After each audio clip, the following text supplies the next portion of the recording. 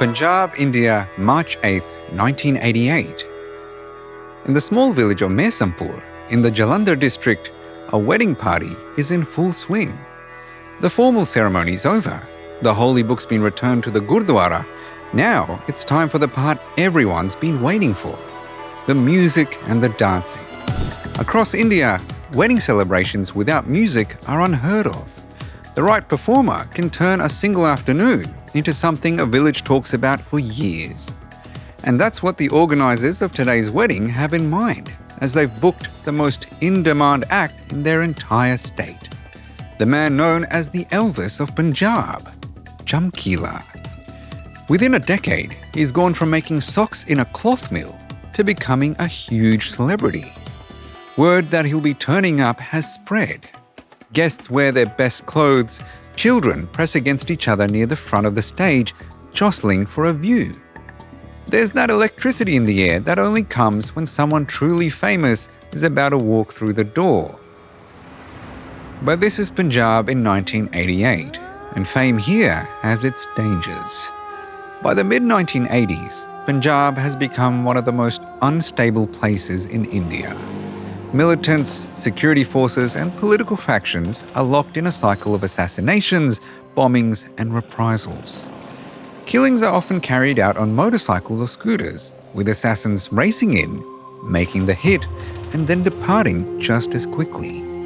In 1987, the Khalistan Commando Force and the Sikh Students' Federation launched what they called the Samaj Sudhar Lehar, a social reform movement. Their target: any kind of so-called immoral entertainment. And Chamkila was at the top of their list. Threatening letters had been flooding his mailbox, demanding that he stop performing his immoral songs. And he couldn't just ignore them. So Chamkila travelled to the Golden Temple in Amritsar. He stood before Sikh leaders, with his hands folded, apologised for any offence his songs had caused, and promised to change. But as soon as he went back on stage, he played the same songs he had promised not to perform. And so by the time Chamkila is arriving to perform for the bride and groom, he could already be a marked man. He pulls up in his car to perform at the party. Inside the vehicle, the singer, his wife, and 2 members of their band. At just 27 years old, he's a bona fide superstar. His wife, Amarjot, sits in the passenger seat fixing her makeup as Chamkila steps out of the car. She follows close behind. But waiting for them are 3 men, sitting on scooters, their faces wrapped in cloth. Without warning, they open fire. Chamkila, his wife, and both of their bandmates are killed almost instantly. And before anyone can react, the shooters disappear.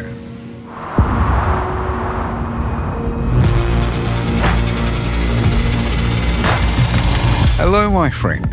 I'm Aslan Pahari, and this is Assassins, the show where we tell the stories of history's most shocking assassinations. Today, Chamkila, whose death at 27 made him a member of the so-called 27 Club of Singers, joining the likes of Amy Winehouse, Kurt Cobain, Jimi Hendrix, and Janis Joplin. In just a decade, Chamkila went from living in poverty to becoming the most in-demand act in the region. He toured the world, performing for large diaspora communities, selling out shows wherever he went. But along the way, he made some enemies. But which of those enemies wanted him dead badly enough to gun him down in broad daylight in front of a crowd? Was it militants, enraged by songs they called immoral and corrupt? Or was it something closer to home? A family so dishonoured by this man's choices that they wanted him silenced for good. By the end of this episode, you'll have your own theory, but you won't have a definitive answer. Nobody does yet. Chamkila's real name was Dhani Ram. He was born in 1960 in Dugri, a small village outside Ludhiana. His family were from the Sikh Chamar caste in Punjab. The Sikhs exist outside of India's traditional caste system, but over time, they formed a similar system of their own, but more so based around land ownership, and the Chamar were amongst the lowest in this order. In practical terms, this meant Chamkila wasn't born with money, and he had fewer options than most. His school education only went to grade 8, and like a lot of underprivileged children, he started working early in life to support his family. But his dreams had always been about music. At around age 18, he was pulling long shifts in a cloth mill making socks. And between shifts at the factory, Chamkila taught himself how to play instruments and practice singing. First, he mastered the harmonium, then the dolki, then the tumbi, a single-stringed folk instrument that would eventually become his signature. Then, one day in 1979, everything changed for Chamkila. His musical dreams came closer to reality. Exciting news broke. The well-known Punjabi singer Surinder Shinda was performing nearby. So he and his friend Kuldeep Paras jumped on a bicycle to go and find him. Chamkila somehow convinced Shinda to listen to his singing in person. And it turns out Shinda loved what he heard. In fact, he liked it so much that he decided to launch the boy's singing career. He even renamed the teenager Chamkila, which translates to the one who shines. And shine he did. But first, he had to start at the bottom, composing songs for Shinda and playing in his band. He wrote Main Digi Tilake, and it was a massive hit.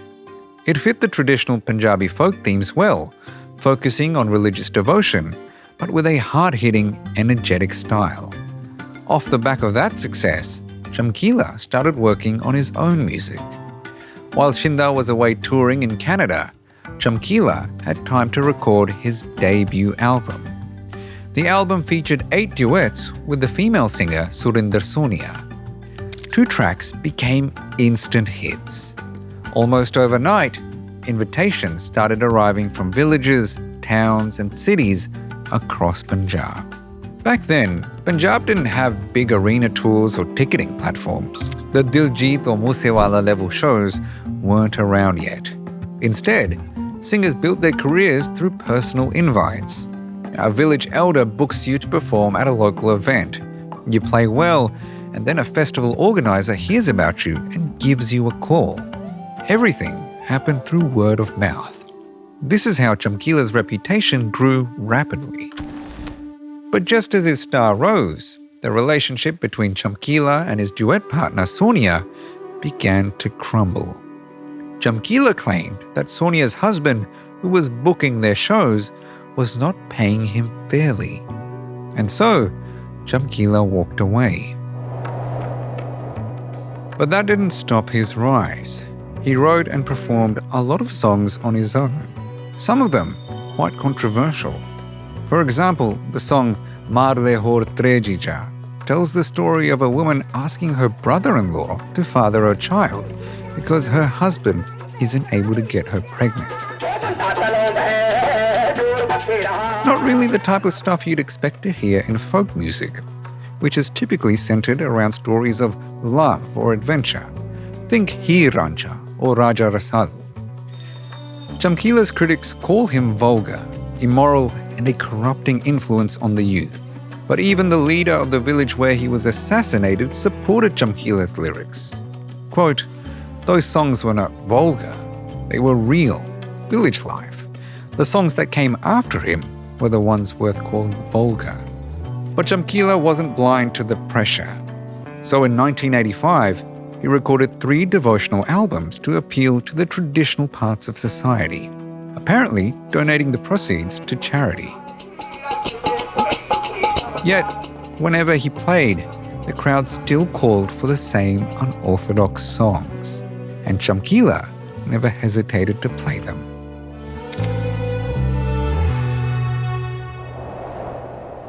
It's 1982, and the legendary folk singer Kuldeep Manak has a suggestion for Chamkila. He should meet the singer Amarjot Kaur. Kuldeep believes they might make a great match, musically. And he's right. The first time they performed together, Their spark is obvious to everyone in the crowd.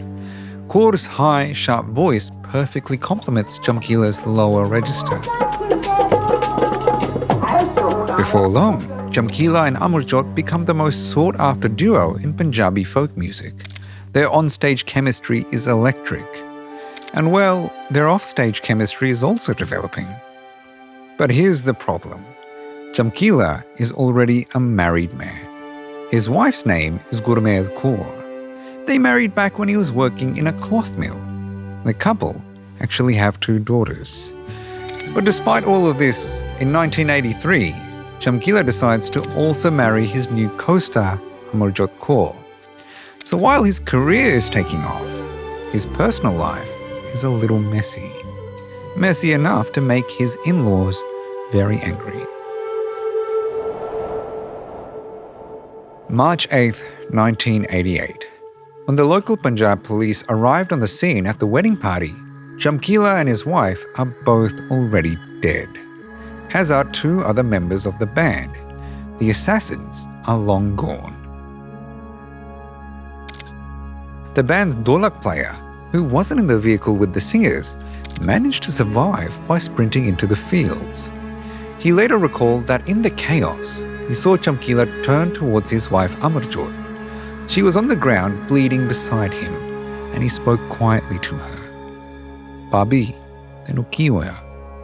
Bhabhi, what happened to you?" Not long after their deaths, 2 of the 3 men suspected of taking part in the killing are shot dead in a police encounter. What happens in the days after the shooting said as much about the state of Punjab in the 1980s as the killing itself. Chamkila's body was taken home to Dugri. His first wife, Amarjot Kaur, was there to receive it. The family of his second wife, Amarjot, was unwilling to claim her body and left the funeral rites to the first wife's family to perform. As for Chamkila's killers, a high-profile murder in broad daylight, you'd expect the police to crack down fast. And the police did open a case file. But then, a few months later, they closed it. No arrests, no charges, no answers. And yet the story refused to go away. If anything, theories about who assassinated Chamkila and why started multiplying. Some say it was a sick militant execution. Others say it was an honour killing, perhaps a rival hit, and maybe the police themselves were complicit. In the years following his assassination, Punjab changed. The militancy faded. Life moved on. But Chamkila's iconic music hasn't disappeared. He left behind over 200 songs that were never recorded or even performed. His music still played at weddings, like the one where he lost his life. You can hear his songs at roadside dubbas blaring out of truck windows on the Grand Trunk Road, the same music that likely got him killed. Every year in March, people gather at the spot in Mehsampur where the assassins gunned him down. Singers perform his songs, candles are lit. That's the thing about trying to silence a voice by killing a person. You don't get to decide what happens next. The people do. And the people kept playing his music. They're still playing it today. Thank you for watching, my friend. If there's an assassination you'd like us to cover on the show, drop it in the comments. Next week on Assassins, Australian rapper Elfresh joins us to talk about music and politics and the Punjabi songs he grew up with in the diaspora.